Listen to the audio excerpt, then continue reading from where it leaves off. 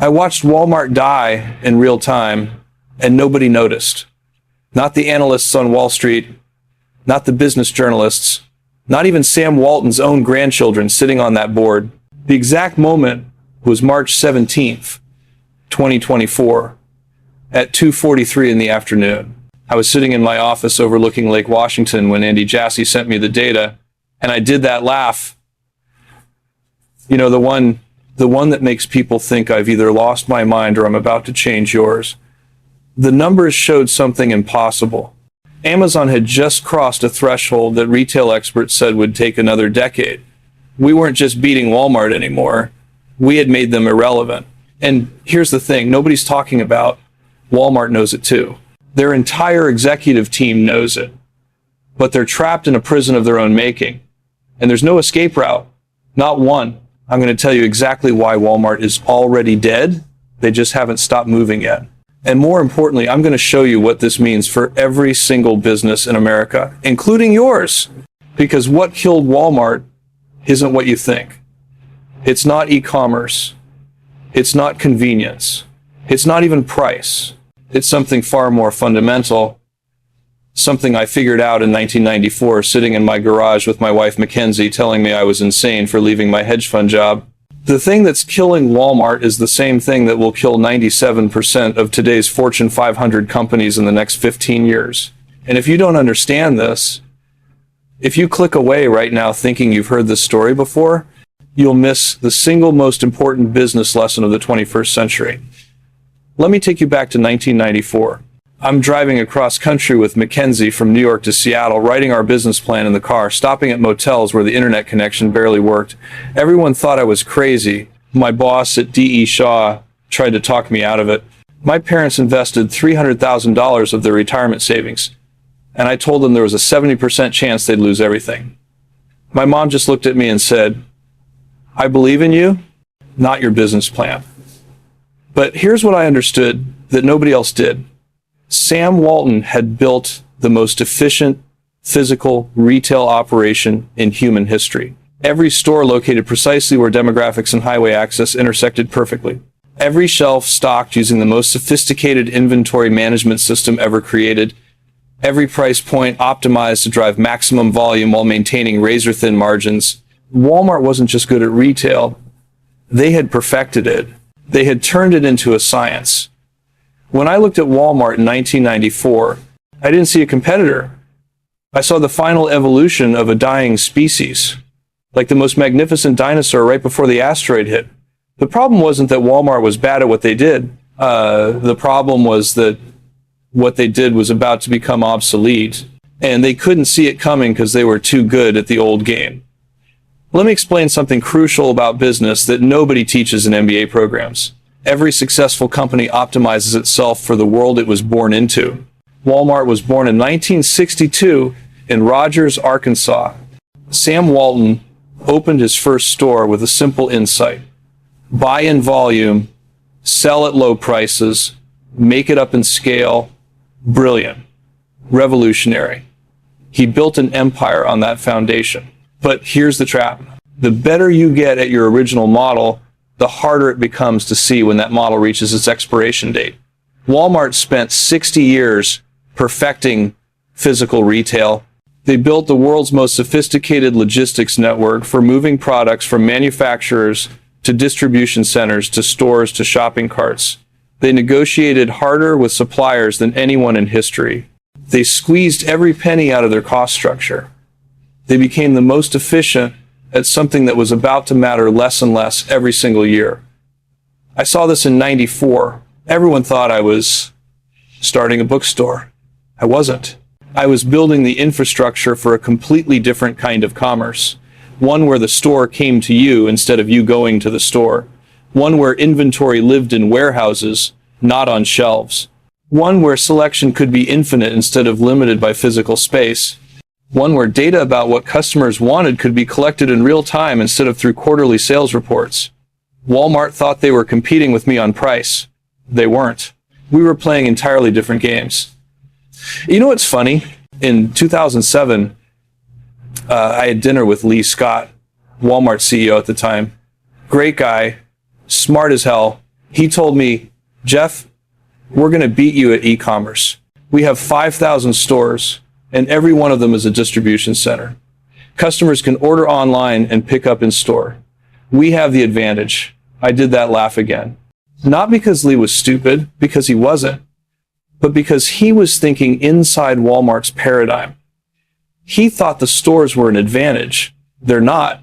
They're an anchor. Every single Walmart store costs money to operate. Real estate, utilities, employees, maintenance, security. Those costs don't go away whether you have 10 customers that day or 10,000. That's called a fixed cost structure.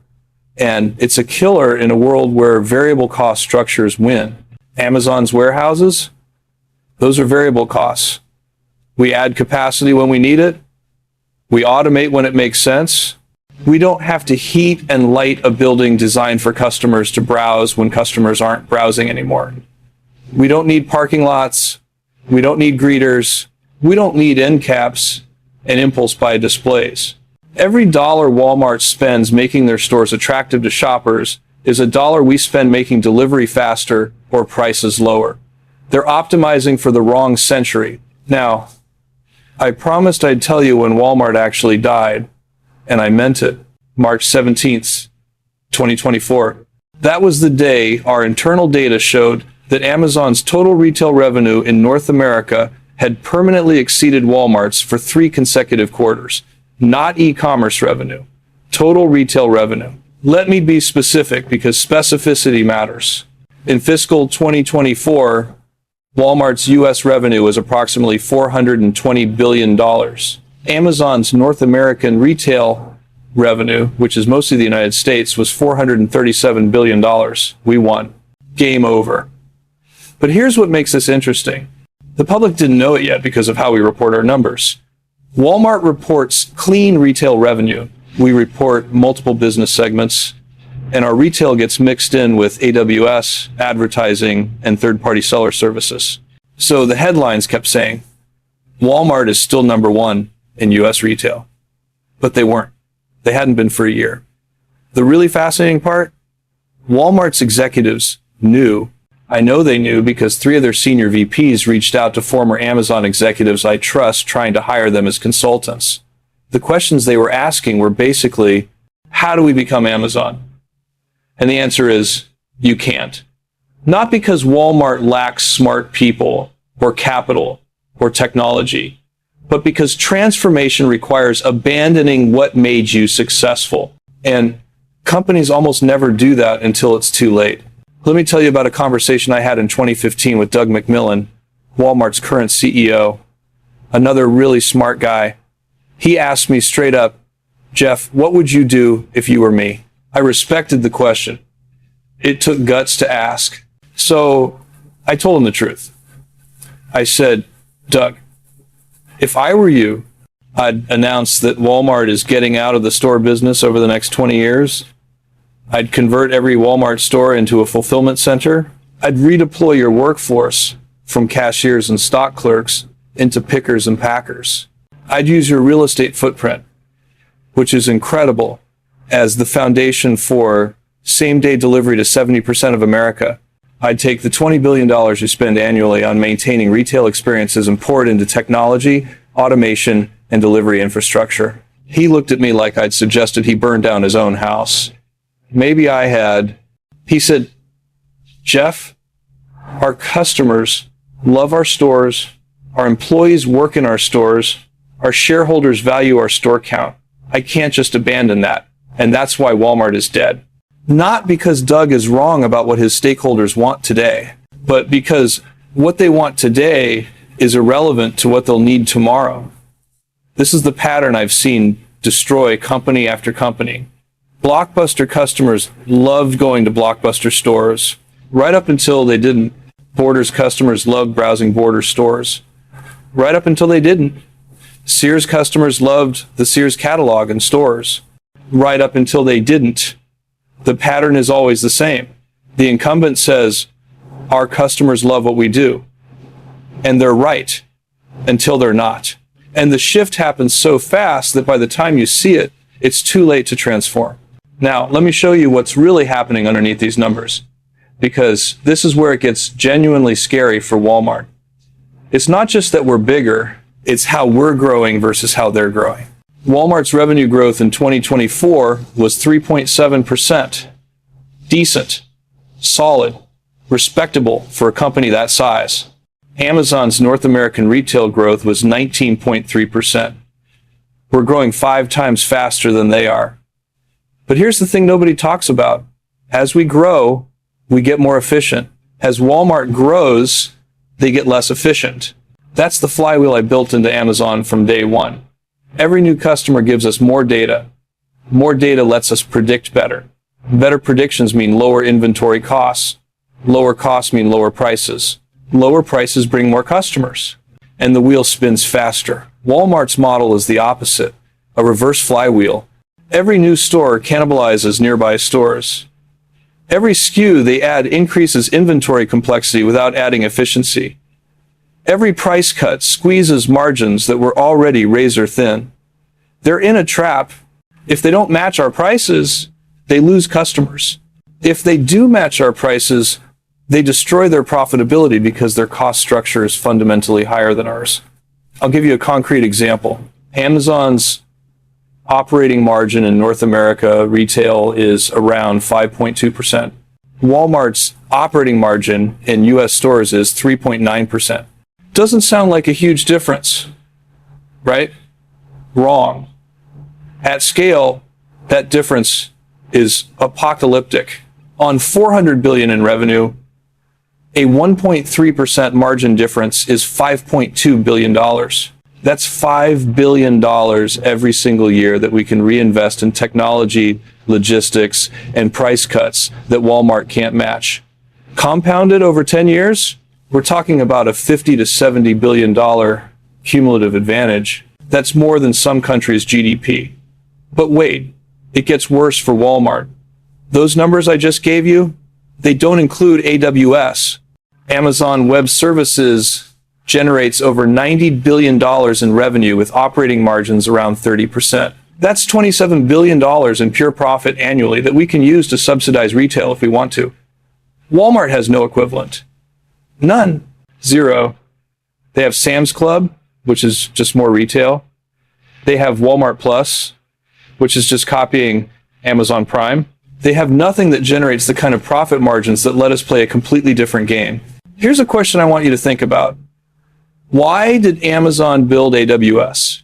Most people think it's because we were good at technology and saw an opportunity in cloud computing. That's partially true. But the real reason? I knew that retail, pure retail, couldn't generate the margins necessary to fund the kind of innovation I wanted to do. I needed a business with 70 to 80% gross margins and 30+% operating margins to subsidize a retail business with 5% operating margins. AWS is the money printer that lets Amazon retail operate at prices Walmart can't match while still investing billions in logistics, technology, and new services.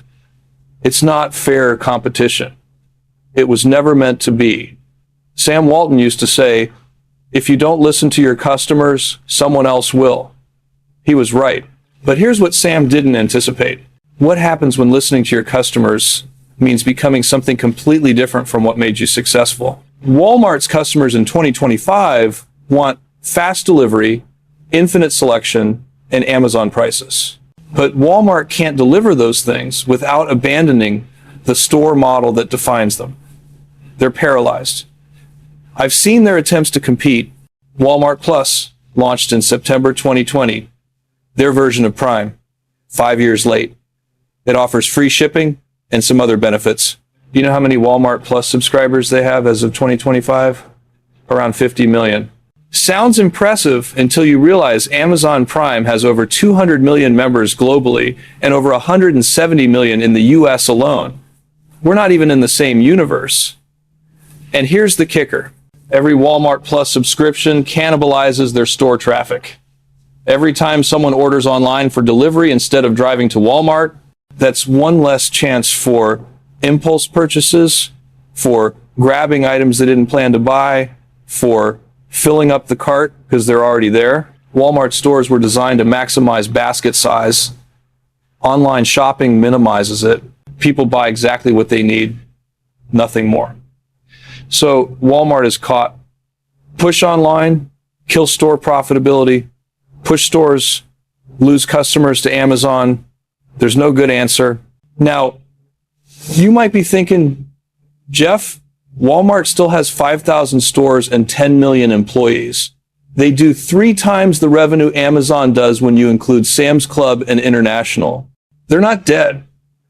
And you'd be technically correct. Walmart, the entity, isn't dead yet. But Walmart, the dominant force in American retail, that's gone. What Walmart has become is a zombie. Still moving, still operating, but without a viable path to thrive in the world that's coming. Let me paint you a picture of 2035. It's only 10 years away. In 2035, 67% of retail purchases in America will be delivered, not picked up. That's not a guess. That's the trajectory we're on based on current adoption curves. Physical stores will still exist, but there'll be showrooms, experience centers, and fulfillment nodes, not the primary shopping destination.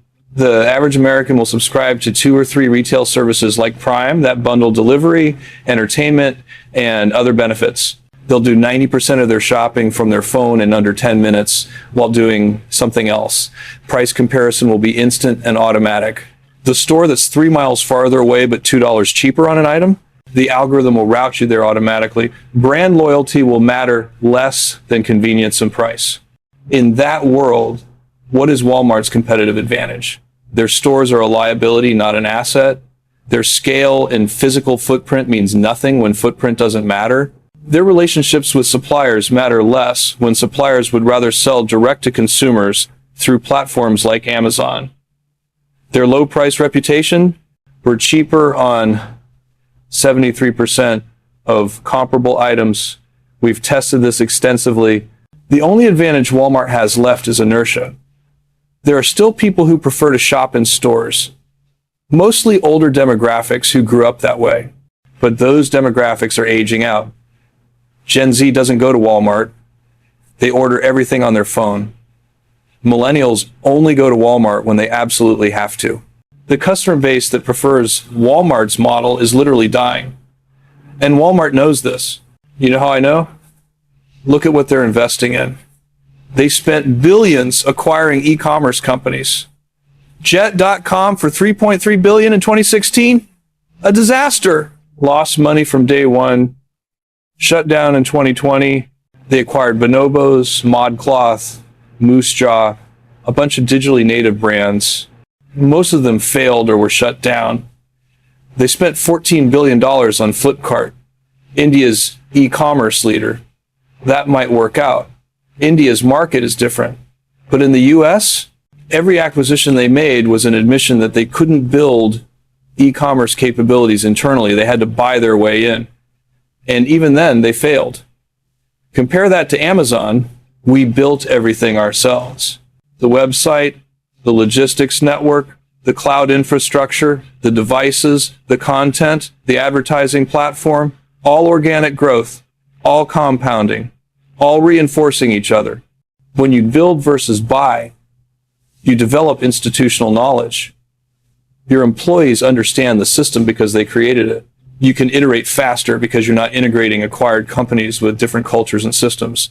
Walmart tried to shortcut the process. You can't shortcut building the future. You have to live it every day. Here's something that'll blow your mind. Walmart's annual technology spending is around $15 billion.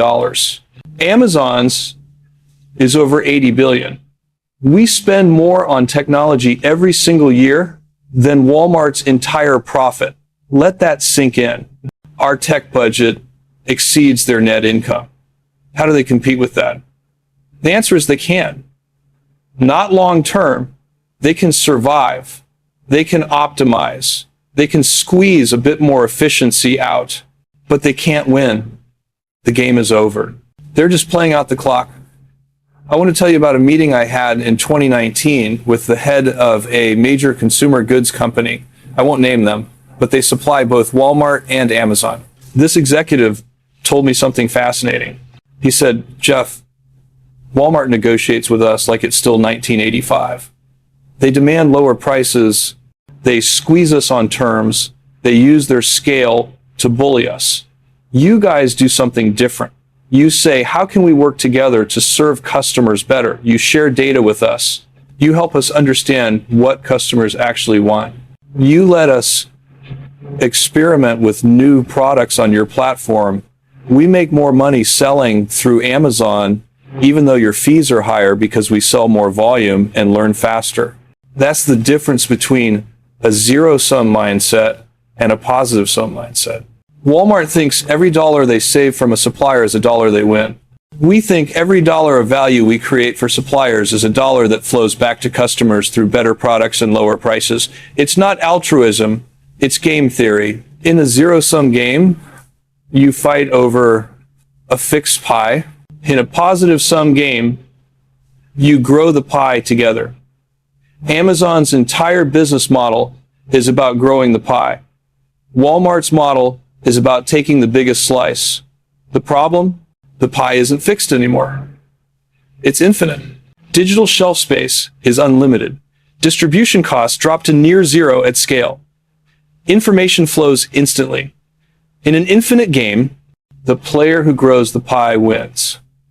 The player who fights over slices loses. Walmart is playing the wrong game. Now, I know what some of you are thinking. Jeff, you're worth over $200 billion. It's easy for you to say Walmart is dead. You won. Of course you'd say that. Fair point. So, let me give you some evidence that this isn't just Jeff Bezos being arrogant. Look at Walmart's stock price over the last 10 years. It's up about 95% from 2015 to 2025. Not bad, respectable. Now look at Amazon's stock price over the same period, up over 900%. The market knows. Investors vote with their capital, and they're voting for Amazon's future over Walmart's at a 9-to-1 ratio. Look at revenue growth trajectories. Walmart's annual revenue growth has averaged 3 to 4% for the last decade. Amazon's has averaged 23%. We're growing 7 times faster. Look at market capitalization. Walmart's market cap is around $400 billion. Amazon's is $2.1 trillion.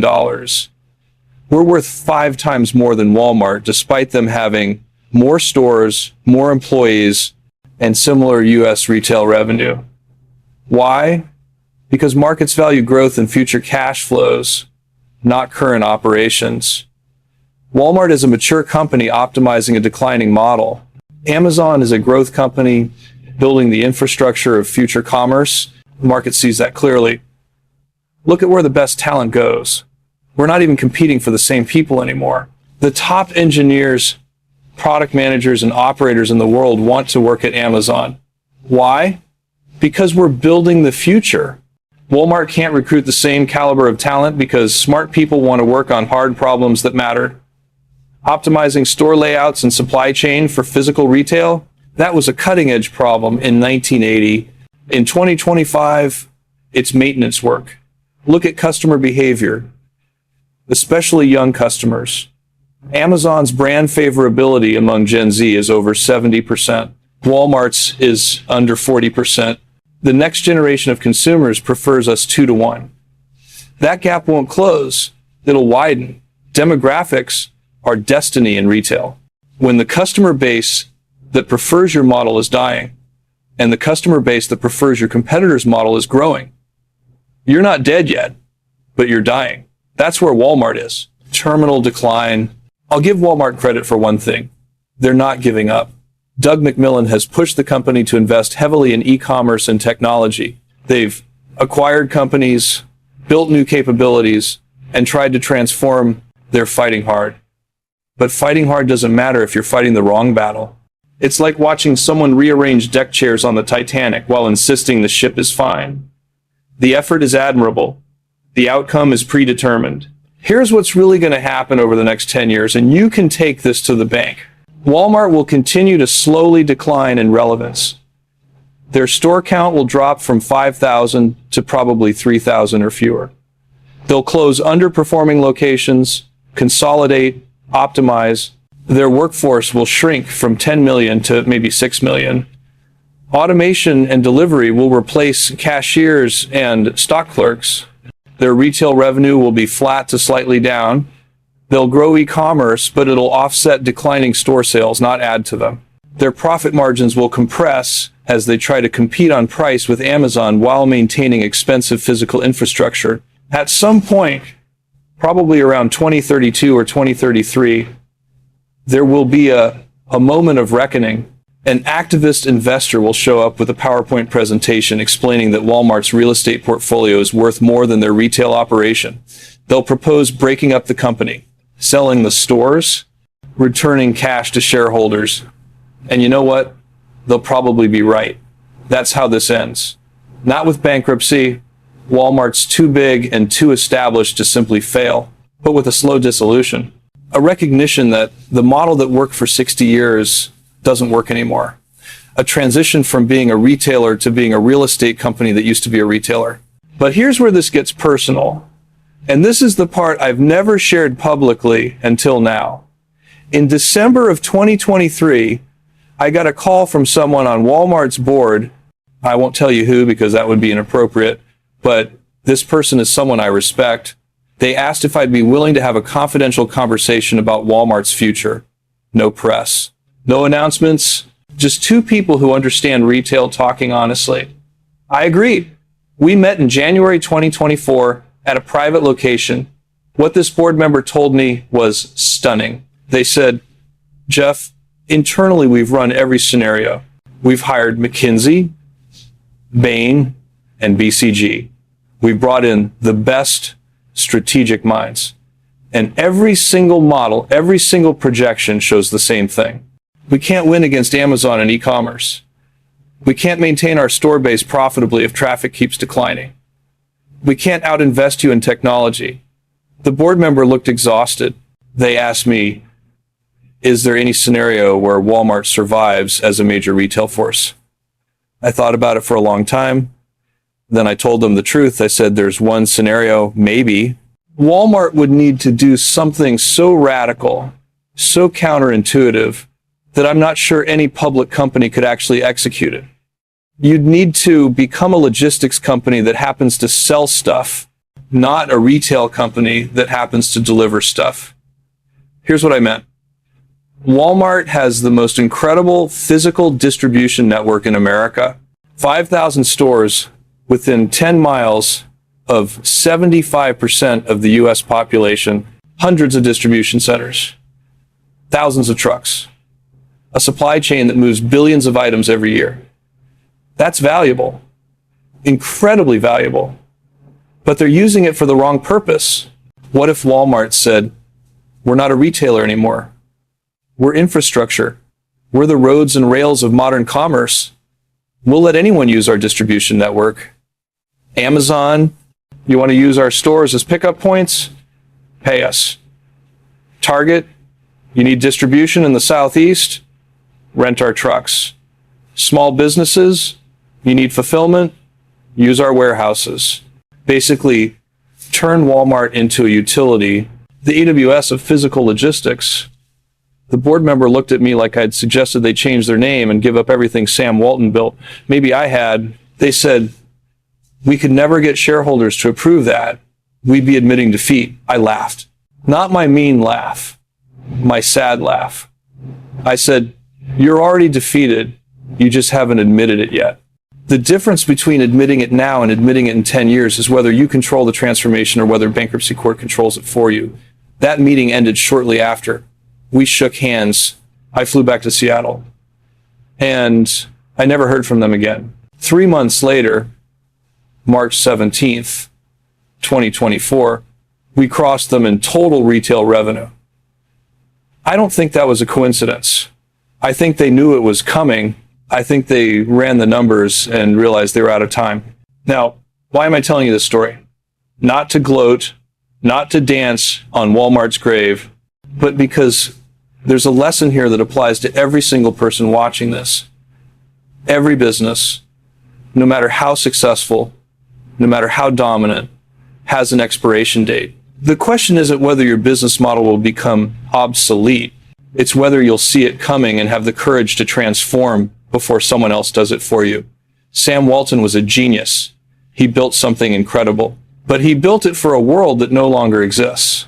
And the company he left behind can't evolve past his vision, because his vision is baked into every decision, every incentive, every metric they use. This is why I tell Amazon employees all the time, it's always day one. The moment we think we've figured it out, the moment we start defending what we've built instead of building what comes next, we become Walmart. We become Blockbuster. We become every other company that dominated their era and then disappeared.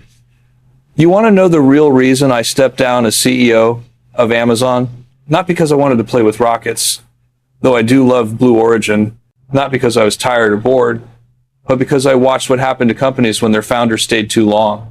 When the founder's vision becomes a prison instead of a compass, I saw it with Microsoft and Bill Gates. I saw it with Apple before Steve Jobs came back. I saw it with Walmart after Sam died. The founder's job is to build something great. But then the founder's job is to get out of the way so that something great can become something greater. Andy Jassy is a better CEO for Amazon in 2025 than I would be. Why? Because he's not emotionally attached to the decisions I made in 1994. He can see what needs to change without feeling like he's betraying the founder's vision. That's healthy. That's what allows companies to evolve. Walmart never had that. Sam's ghost haunts every boardroom. Every strategic decision gets filtered through, what would Sam do? And the answer is always something that made sense in 1985, but makes no sense in 2025. So here's what I want you to take away from this. If you're running a business, any business, ask yourself this question: what is my expiration date? What trend in technology, consumer behavior, or market structure will make my current model obsolete? And more importantly, am I willing to cannibalize myself before someone else does it for me? Because that's what Amazon did. We cannibalized bookstores before someone else could. We cannibalized retail before someone else could. We cannibalized IT infrastructure with AWS before someone else could. We're in the process of cannibalizing logistics with our delivery network before someone else can. The company that eats itself survives. The company that protects itself dies. Walmart chose to protect itself. And that choice, made over and over again for the last 15 years, is why they're dead. They just don't know they're dead yet. But they will. Trust me on that. In the next part, I'm going to tell you something even more controversial. I'm going to tell you why everything you've been taught about business strategy is wrong, and how the principles that killed Walmart are killing your business right now, whether you see it or not. Stay with me. This is where it gets really interesting. Everything you learn in business school about competitive advantage is backwards. Every framework, every matrix, every model they taught you was designed for a world that died around 2005. And if you're still using those tools to make decisions, you're already losing.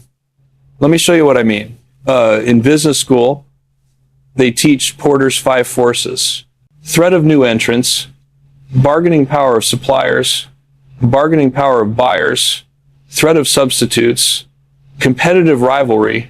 It's a framework from 1979, brilliant for its time, completely useless now. Why?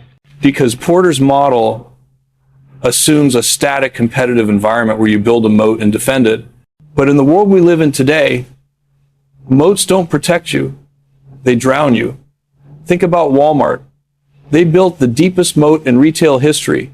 Supplier relationships that took decades to develop, logistics capabilities that required billions in investment, store locations that couldn't be replicated, scale that created insurmountable cost advantages. A perfect moat. And that moat is exactly what's killing them. Every dollar they invested in making that moat deeper was a dollar they didn't invest in building what comes next. Every relationship that made them powerful in physical retail made them weak in digital commerce. Every efficiency in their old model became an inefficiency in the new model. The moat became a prison. Here's the principle that actually matters in 2025. Speed of evolution beats depth of position. I'd rather be a company that can pivot in 6 months than a company with a 10-year competitive advantage that takes 5 years to change direction. Walmart has a 10-year advantage in physical retail, but it takes them 5 years to make a major strategic change because they have to convince 10,000 store managers, negotiate with 100,000 suppliers, and retrain 1 million employees. Amazon can change direction in 6 months. We decide something isn't working, we shut it down. We see an opportunity, we chase it. We test, we learn, we iterate. Fast. That's the advantage. Not the moat, the speed. Let me give you a concrete example. In 2013, we launched Amazon Fresh, our grocery delivery service.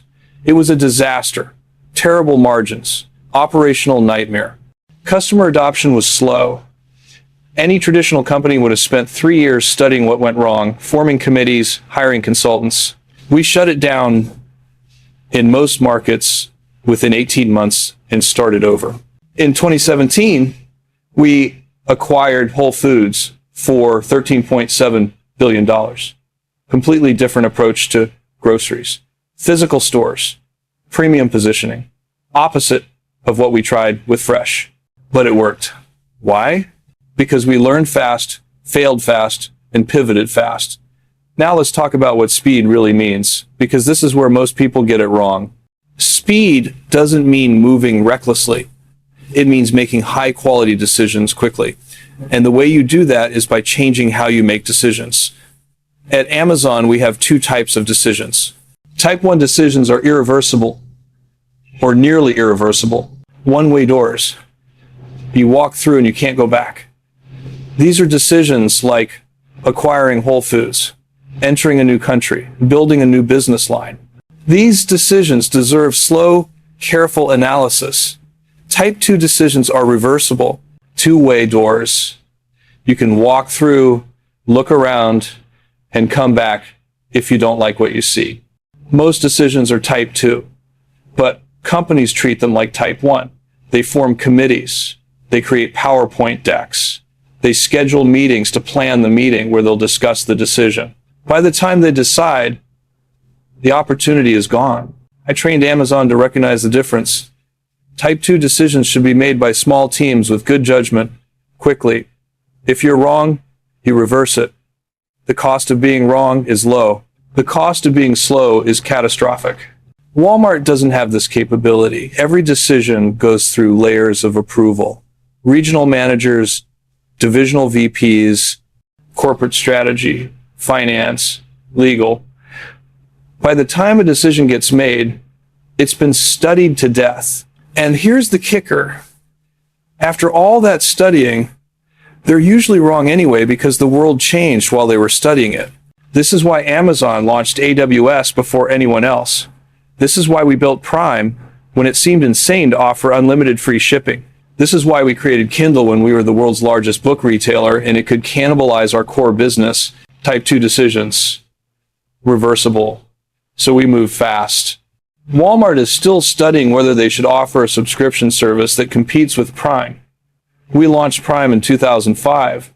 It's been 20 years. They're still studying. That's the difference between a company built for speed and a company built for stability. Now, let me tell you about another principle they got wrong in business school.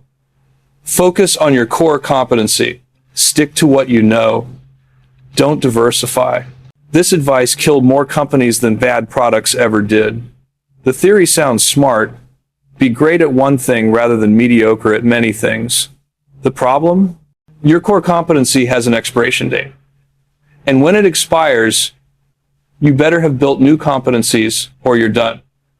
Blockbuster's core competency was operating video rental stores. They were the best in the world at it. Store locations, inventory management, customer service, they perfected it. And that perfection made them blind to streaming, because streaming wasn't their core competency. When Reed Hastings offered to sell Netflix to Blockbuster for $50 million in 2000, Blockbuster's CEO laughed at him. Why would we buy a company that mails DVDs? That's not our core competency. Our core competency is stores. Blockbuster went bankrupt. Netflix is worth over $200 billion. Core competency thinking is a death sentence. What you should focus on instead is core capabilities that transfer across businesses. At Amazon, our core capability isn't retail. It's building infrastructure that scales. That capability transferred from online bookstore to everything store to cloud computing to streaming to logistics to advertising. Same capability, different applications. Walmart's core capability is negotiating with suppliers and managing physical supply chains. Those capabilities don't transfer to digital commerce, cloud computing, or any of the high growth markets of the future. They're stuck. Another myth they teach is that you should focus on profitable businesses and exit unprofitable ones. This is actively harmful advice in a world that moves as fast as ours does. Amazon Web Services lost money for years. Kindle lost money for years. Prime lost money for years. If I had followed traditional business advice and exited unprofitable businesses, Amazon would be a moderately successful bookstore right now instead of a $2 trillion company. The question isn't whether something is profitable today. The question is whether it could be enormous tomorrow, and whether you can afford to invest in making it enormous. Most companies can't afford to lose money for years on speculative bets, but that's because they don't have a business model that generates the cash to fund those bets. This is why I built AWS. I needed a profit engine that could fund retail innovation indefinitely. Walmart doesn't have that. They have retail that funds more retail. So they can't afford to lose money on experiments. They can't afford to invest in the future because the present barely generates enough cash to sustain itself. They're trapped in a low margin, low growth, low innovation loop. Here's another one. Customer satisfaction is expensive. You have to trade off between making customers happy and making shareholders happy. This is perhaps the most toxic idea in business. And it's everywhere. Every MBA program teaches it. Every consultant preaches it. Every Wall Street analyst believes it. It's completely wrong. Customer obsession isn't expensive. It's the cheapest form of marketing that exists. Every unhappy customer tells 10 people. Every happy customer tells 3 people. But in the age of social media, those numbers are more like 1,100. The ROI on customer obsession is infinite, but it requires long-term thinking. If you're optimizing for this quarter's earnings, customer obsession looks expensive. If you're optimizing for the next decade's cash flows, customer obsession is the only strategy that works. Walmart optimizes for quarterly earnings. They have to. Wall Street expects it. Shareholders demand it. So when they have to choose between making customers happy and making this quarter's numbers, they choose the numbers. Every time. Amazon optimizes for long-term customer value. We made that choice in 1994 and we never deviated. When we had to choose between making customers happy and making this quarter's numbers, we chose customers. Every time. Over 20 years, that compounds into an insurmountable advantage. Customers trust us. They don't trust Walmart. Trust is worth more than all the stores in America. Let me tell you about a moment that crystallized this for me. It was Christmas season, 2008. The economy was collapsing. The financial crisis was in full swing.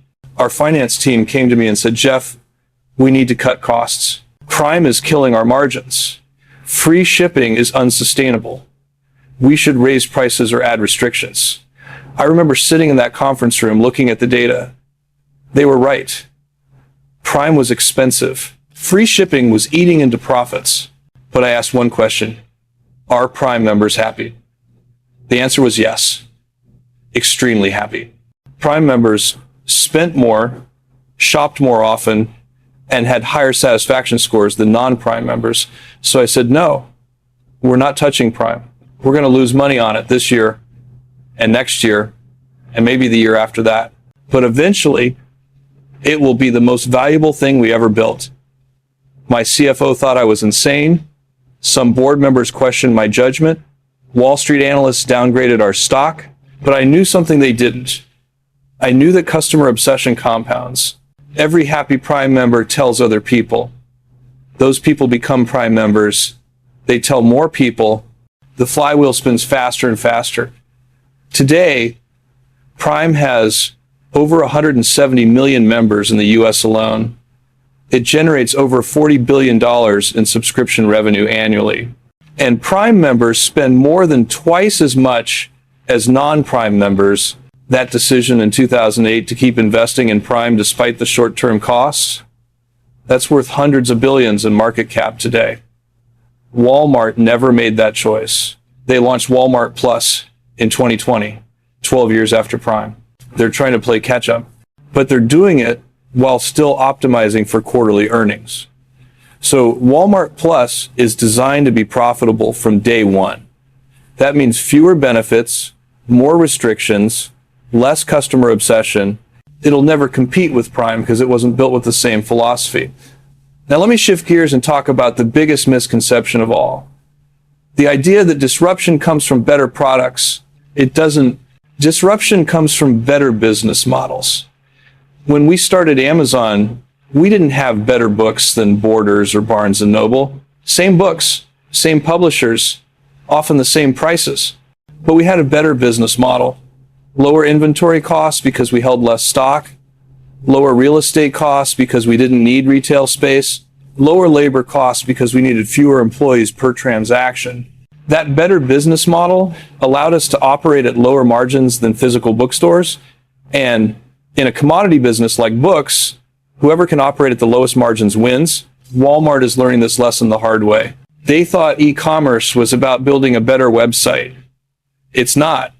It's about having a better business model for getting products to customers. Amazon's business model is fundamentally more efficient than Walmart's for e-commerce. Our fulfillment centers are designed for shipping individual items to individual addresses. Walmart's distribution centers are designed for shipping pallets to stores. You can't just retrofit one for the other. The economics are completely different. Walmart is trying to compete in e-commerce using infrastructure designed for a different business model. It's like trying to race a Formula One car with a semi-truck. Sure, you can make the semi-truck faster. You can optimize it. You can tune it. But it's still a semi-truck. It'll never beat a race car because it wasn't designed for racing. This is why Walmart's e-commerce operation loses money. This is why they can't match our delivery speeds. This is why they're struggling. Wrong tool for the job. Here's what really keeps me up at night. And this is the part that should terrify every business leader. The disruption cycle is accelerating. It took Walmart 20 years to dominate retail after Sam Walton founded it in 1962. It took Amazon 12 years to become a major player after I founded it in 1994. It took Facebook 8 years to reach 1 billion users after Mark Zuckerberg launched it in 2004. It took TikTok 3 years to reach 1 billion users after ByteDance launched the international version in 2017. The time from zero to dominance is shrinking exponentially, and the time from dominance to irrelevance is shrinking too. This means that whatever business you're in today, you have less time than you think before someone disrupts you. And the company that disrupts you probably doesn't exist yet. Somewhere right now, there's a 23-year-old in a garage or a dorm room or a coffee shop who's building the thing that will make Amazon obsolete. I know this. I accept this. The question is whether we'll see it coming and whether we'll have the courage to cannibalize ourselves before they do it for us. Most companies don't. Most companies are like Walmart. They see the threat. They know it's coming. But they can't abandon what made them successful. They can't make the hard choices. So they die slowly, defending positions that are no longer defensible. Let me give you a framework for thinking about your own business. Ask yourself these questions. First, if your company didn't exist today and someone was going to start it from scratch, what would they do differently? Would they build stores or fulfillment centers? Would they focus on selection or convenience? Would they optimize for margins or growth? If the answer is significantly different from what you're actually doing, you're in trouble, because someone is going to start that company from scratch, and they're going to do it the way it should be done, not the way you're doing it. Second, what is your business's half-life? How long until your current competitive advantage decays to half its value? For Walmart, the half-life of their store network is probably 5 to 7 years. In 5 years, their stores will be worth half what they're worth today as a competitive asset. What's your half-life? And what are you building to replace the value that's decaying? Third, what would you do if you had unlimited capital and no legacy infrastructure? If you could build your business from zero with infinite money, what would you build? Now, why aren't you building that? Most leaders say they don't have the resources. But that's not the real reason. The real reason is they don't have the courage to abandon what they've already built. Fourth, who are your customers going to be in 10 years? Not who are your customers today. Who will they be in a decade? Are you building for those future customers or for your current customers? Walmart is building for customers who still like shopping in stores. Amazon is building for customers who never want to go to a store again. One of those customer bases is growing. One is shrinking. Guess which is which? Fifth, what does your business look like if your gross margins get cut in half? Because they will. Every industry trends towards zero gross margins over time as competition increases and efficiency improves. Can your business survive at half the margins you have today? If not, you better start building a business model that can. Amazon has been preparing for zero margin retail since day one. Our entire strategy is based on making money from services built on top of retail, not from retail itself. AWS, advertising, Prime subscriptions, third-party seller fees. That's where our profits come from. Retail can operate at break even and we're fine. Walmart can't do that. If retail goes to break even, they're bankrupt. They have no other profit engine. This is why they're doomed. Now, I want to address something directly. Some of you are thinking, Jeff, this is easy for you to say. You're worth over $200 billion. Amazon is worth over $2 trillion. You won. Of course, you can talk about long-term thinking and customer obsession and accepting low margins. You have the luxury. Fair point. But here's what you're missing. I made these same arguments in 1997 when Amazon was worth $300 million and losing money. I made them in 2000 when we lost $1.4 billion in a single year and everyone said we'd go bankrupt. I made them in 2006 when we launched AWS and analysts said it was a distraction from our core business. I made them in 2014 when people said Amazon would never be profitable. The principles aren't easy because I'm successful. I'm successful because I followed the principles even when it was hard. Even when everyone said I was wrong. Even when the easy path was to optimize for short-term profits and Wall Street approval. Walmart had the same choices I had. They chose differently. They chose to optimize for quarterly earnings. They chose to protect their existing business model. They chose to listen to Wall Street instead of customers. Those choices compounded over 20 years into the situation they're in now. No escape, no pivot, no future. So what's the lesson for you? Whether you're running a Fortune 500 company or a 10-person startup, the principles are the same. Optimize for the long term, even when it hurts in the short term. Obsess over customers, not competitors. Build business models that can operate at lower margins than anyone else. Move fast and make reversible decisions quickly. Cannibalize yourself before someone else does it for you. Build capabilities that transfer across businesses, not just competencies in one business. And most importantly, accept that your current business model has an expiration date and start building the next one before the current one dies. Companies that do this survive. Companies that don't become Walmart. Now, let me tell you what happens next. Because this story isn't over. Walmart isn't going to disappear tomorrow. They'll be around for another 10, maybe 15 years. But they'll be a zombie company. Operating, surviving, but not thriving. Their store count will decline from 5,000 to 3,000. Their market cap will stagnate while Amazon's grows. Their cultural relevance will fade. Kids born in 2025 will grow up never shopping at Walmart. It'll be something their grandparents did.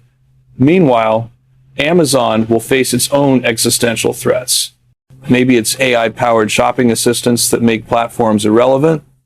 Maybe it's Decentralized commerce on blockchain? Maybe it's something nobody's thought of yet. The specifics don't matter. What matters is whether we see it coming and whether we're willing to disrupt ourselves before someone else does it for us. This is the eternal cycle of capitalism. Creation, domination, disruption, destruction. Every company goes through it. The question is how long you can extend the domination phase before disruption becomes destruction.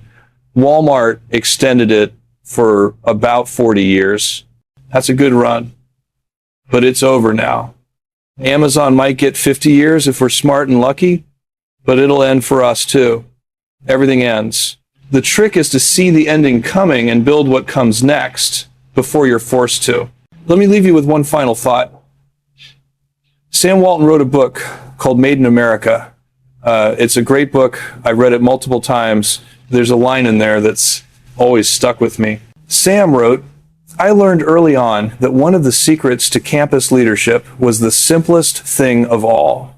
Speak to people coming down the sidewalk before they speak to you." I did that in college.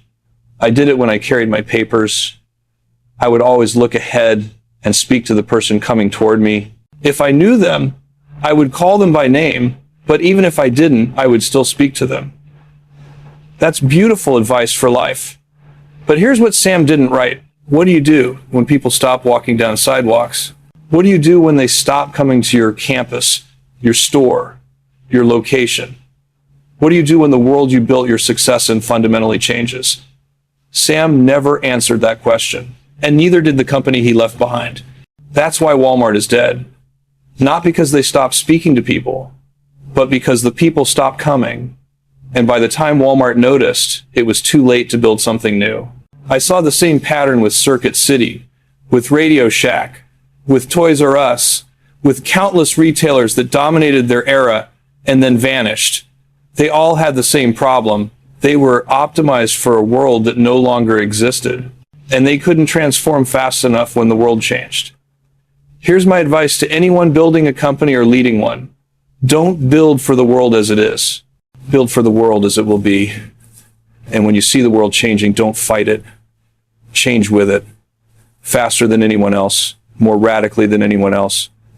More completely than anyone else. The company that's willing to destroy itself and rebuild wins. The company that tries to preserve what it has loses. Always. Every time. Without exception. Walmart tried to preserve what they had. We tried to destroy what we had and build what came next. That's the difference. That's the lesson. That's why they're dead and we're thriving. Now, I know some of you are thinking, what about me? I don't run Amazon or Walmart. I run a small business, or I work for someone else, or I'm just starting out. How does this apply to me? Let me be clear. These principles scale. You might not have billions to invest in new infrastructure, but you can still optimize for long-term customer value over short-term profit. You can still move fast and make reversible decisions quickly. You can still cannibalize your own business model before someone else does. You can still build capabilities that transfer across different applications. I started Amazon in a garage with a $300,000 loan from my parents. I didn't have resources. I had principles.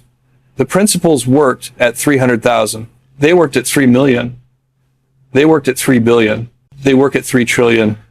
The numbers change. The principles don't. If you're working for someone else, apply these principles to your career. Don't optimize for this year's bonus. Optimize for the skills you'll need in 10 years.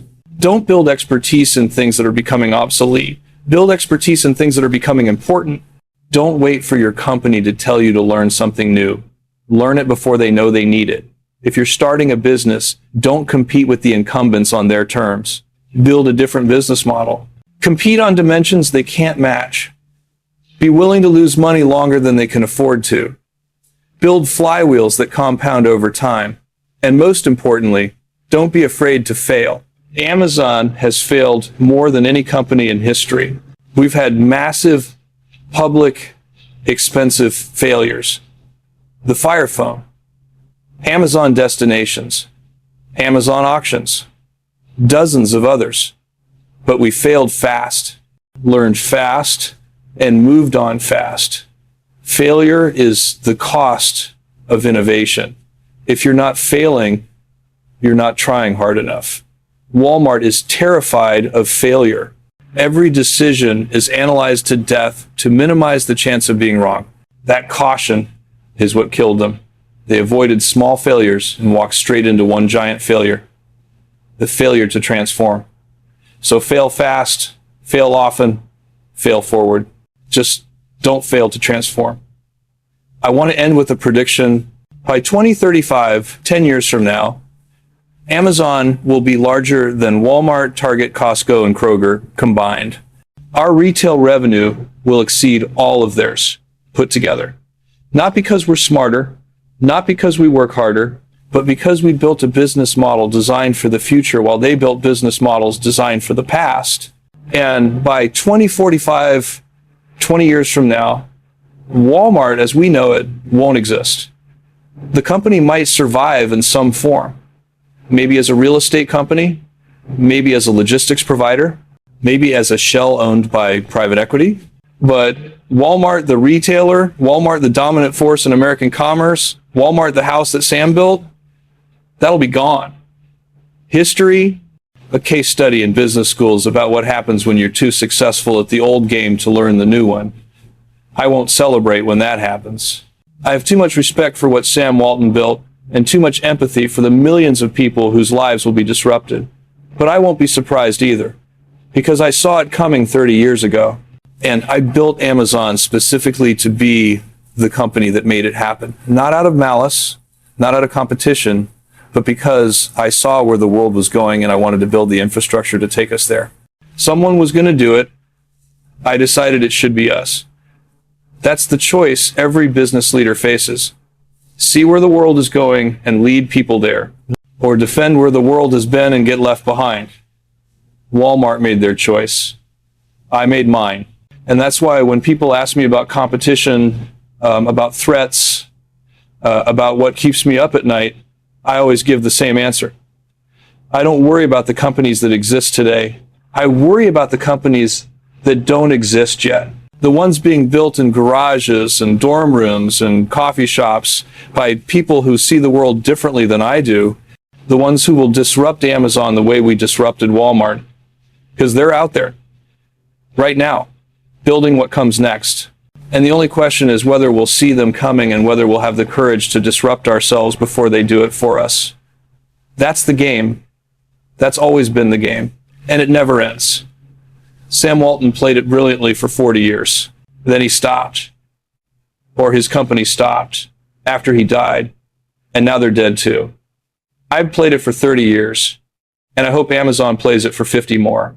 But eventually, our time will come too. Everything ends. The trick is to see the ending coming and build what comes next before you have to. That's what killed Walmart. They saw the ending coming. They knew what was happening. That board member I met with in January 2024, they knew. Walmart's executives knew. Wall Street knew. Everyone knew. But knowing isn't enough. You have to act. And action requires courage. The courage to abandon what made you successful. The courage to build something new when the old thing still works. Sort of.